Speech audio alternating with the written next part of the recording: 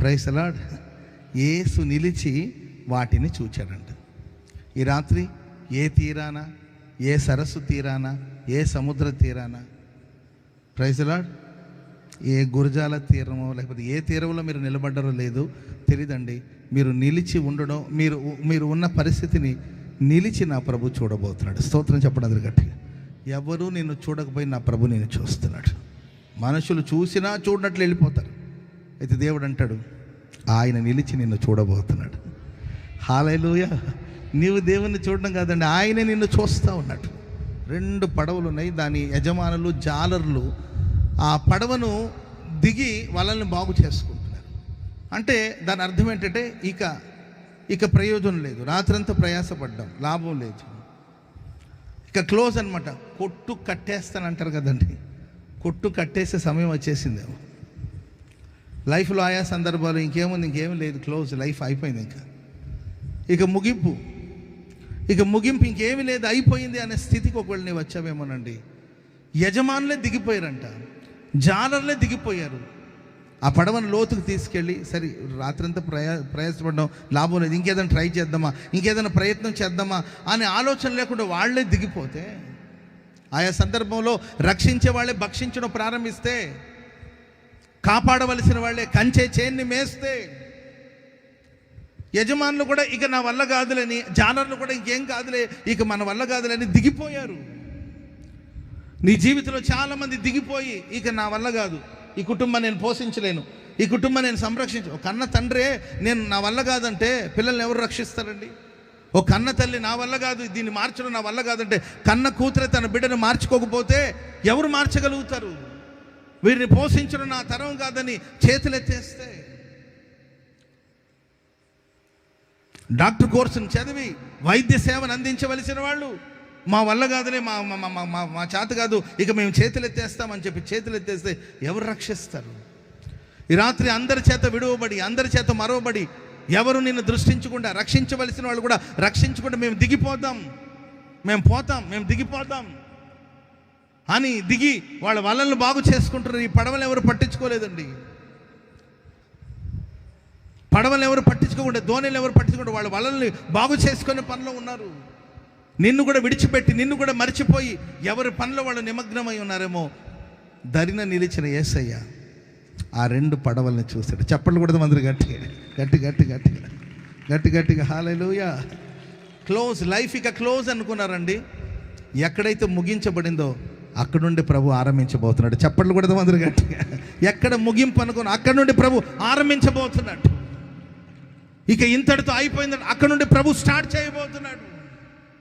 Ruth జీవితంగా finish, ఇక జీవితం లేదు, భర్త లేడు. భక్తి పర్రాలైన నయోమి కూడా వ్యర్థమైన మాటలు మాట్లాడుతుంది. అటు పుట్టింటికి వెళ్ళాక అత్తగారితో ఉండాలంటే ఆమె వద్దంటుంటే, భర్త చనిపోతే ఇక లైఫ్ క్లోజ్ అనమాట, ఏమీ లేదు. నిరీక్షణకు ఆధారం లేని పరిస్థితి, గురి గమ్యం తెలియని పరిస్థితి. తన దేశాన్ని విడిచింది, తను ఆరాధించిన దేవతలు విడిచింది, యెహోవాయే దేవుడని నమ్మింది, భక్తి కలిగిన కుటుంబంలో అడుగుపెట్టింది, జీవితం ఎంతో అద్భుతంగా ఉంటుందని భావించింది. ఇది ఆత్మీయాత్ర, ఆనందయాత్ర, ఆత్మీయాత్ర అని భావించి అడుగుపెట్టింది. అంత శోక సముద్రంలో మునిగినట్లు అయిపోయిందండి. తన తోడుకోడలు కూడా వెళ్ళిపోయింది, తన చుట్టూ ఉన్న వాళ్ళు వెళ్ళిపోతున్నారు. నయోమి ఏమో రావద్దంటుంది పుట్టింటికి వెళ్ళడానికి, లేకపోతే మరలా ఆ పాత జీవితంలోనికి, రోత జీవితంలోనికి వెళ్ళడానికి మనసు లేని పరిస్థితి అయిపోయింది అనుకుంటున్న జీవితం. కానీ ఆమె తీసుకున్న ఒక తీర్మానం, నీ దేవుడే నా దేవుడు, నీ జనమే నా జనం, నీవెక్కడుంటావు నేను అక్కడే ఉంటాను. సరే, నయోమి కూడా రమ్మని పిలువలా, సర్లే దానికి ఎప్పుడు బుద్ధి పడుతుంది అదే పోతుందిలేని తిన్నగా బయలుదేరి వచ్చింది. జీవితం ముగింపు అనుకునిందండి. ఆ బెత్లెహేంలోనే దేవుడు రూతు జీవితాన్ని మరొక్కసారి నూతనంగా ఆరంభించాడు. చప్పట్లు కొడదాం అందరూ గట్టిగా. ఈ ప్రశస్త రాత్రి ఒక నూతన ఆరంభాన్ని దేవుడు మీకు కలిగించబోతున్నాడు. స్తోత్రం చెప్పండి అందరూ గట్టిగా హల్లెలూయా. ఏలియా సేవ చేస్తున్న ఏలియా తనకు వచ్చిన నిందలు కావచ్చు, అవమానాలు కావచ్చు, బెదిరింపులు కావచ్చు, భయాలు కావచ్చు, ఆ భయాలు బదరి వృక్షం క్రిందకి అతను తీసుకెళ్ళిపోయింది.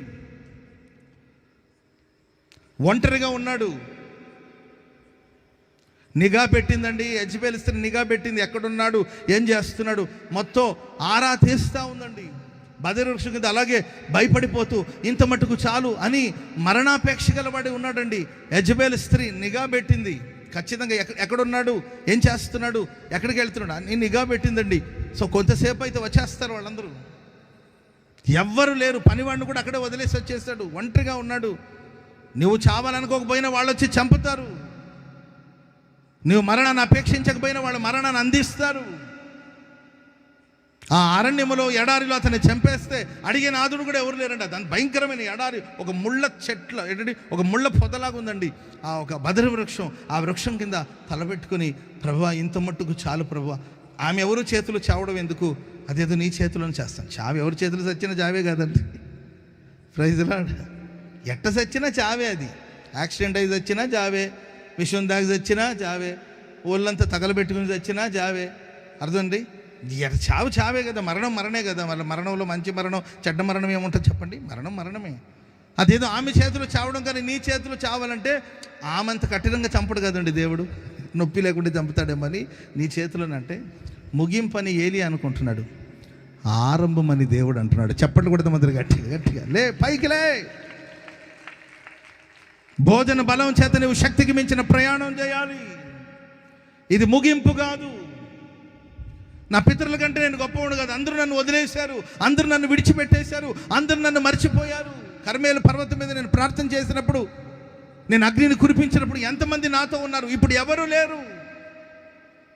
దీవెనకరమైన వర్షం కోసం ప్రార్థించినప్పుడు ఎంతమంది నాతో ఉన్నారు, ఇప్పుడు ఎవరు లేరు, నన్ను ఒంటరిగా విడిచిపెట్టేసరి ఇక చాలు అనుకుంటున్నాడు. దేవుడు అన్నాడు, లేదు లేదు, నీవు చేయవలసిన పని ఇంకా చాలా ఉంది. నువ్వు రాజులను అభిషేకించాలి, ప్రవక్తలను అభిషేకించాలి.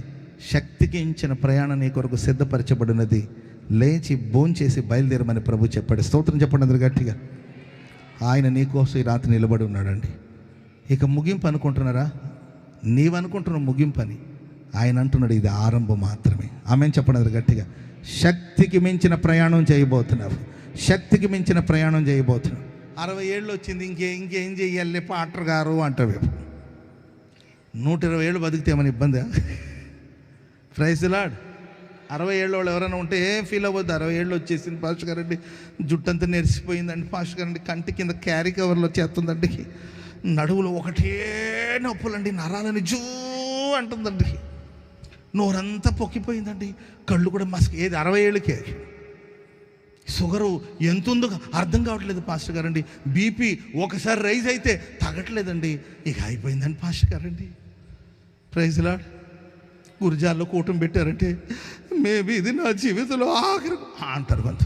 నోరు ముయ్యి అంట, నేను నోరు ముయ్యి. శక్తికి మించిన ప్రయాణం చేయాలి. నువ్వు చెప్పండి కూడా మొదలు గట్టిగా. శక్తికి మించిన ప్రయాణం చేయాలి, శక్తికి మించిన ప్రయాణం చేయాలి. దానికి కావలసిన బలాన్ని దేవుడు అనుగ్రహించబోతున్నాడు. భోజన బలము చేత దేవుడిని నింపబోతున్నాడు, ఆత్మ బలము చేత దేవుడు నింపబోతున్నాడు. శక్తికి మించిన ప్రయాణం నువ్వు చేయాలి. ఆమేన్. అదిగో ఆనాడు ఆ సరస్సు తీరాన నిలబడిన దేవుడు ఈ రాత్రి ఈ గురుజాల తీరాన నిలబడి ఉన్నాడండి. ఆయన నిలబడి ఉన్నాడు, నీ వైపే తేరి చూస్తూ ఉన్నాడు. ఆమేన్. గట్టిగా హల్లెలూయా. ఆ 2 పడవల్ని చూశాడండి. రెండోదికి ప్రియులారా, అందరూ దిగిపోయారు, దేవుడు ఆ పడవని ఎక్కాడు. అందరూ దిగిపోయారా? ఇక అయిపోయిందని వాళ్ళక్కడ క్లోజ్ అయిపోయింది, కొట్టు కట్టేశాం, ఇంకేం లేదులే బాబు, ట్రై చేసాం, అంతా విఫలమైపోయింది. వాళ్ళు దిగిపోయారా? అప్పుడే యేసు ప్రభు వచ్చి ఒక నూతనమైన ఆరంభాన్ని ఆరంభించాలని ఆ పడవలెక్కి కూర్చున్నాడు. చప్పట్లు కూడా దేవునికి స్తోత్రం చెప్పండి. మీ జీవితంలో ప్రభు అడుగు పెడుతున్నాడు, ప్రభు అడుగు పెడుతున్నాడు, ప్రభు అడుగు పెడుతున్నాడు. ఆయన అడుగు పెట్టడమే ఒక నూతన ఆరంభం. మరలా పడవ సముద్రంలోనికి బయలుదేరిందంటే, అరే దిగేశారుగా, మరలా ఏంటంటే నూతన ఆరంభం. టైం 10 అవుతుందిగా పాస్టర్ గారండి, అందరూ ఇంటికి వెళ్తున్నారు కదా అంటే, వాళ్ళు ఇంటికి పోతారు, మేము ఇప్పుడే స్టార్ట్ చేస్తున్నాం. Praise the lord.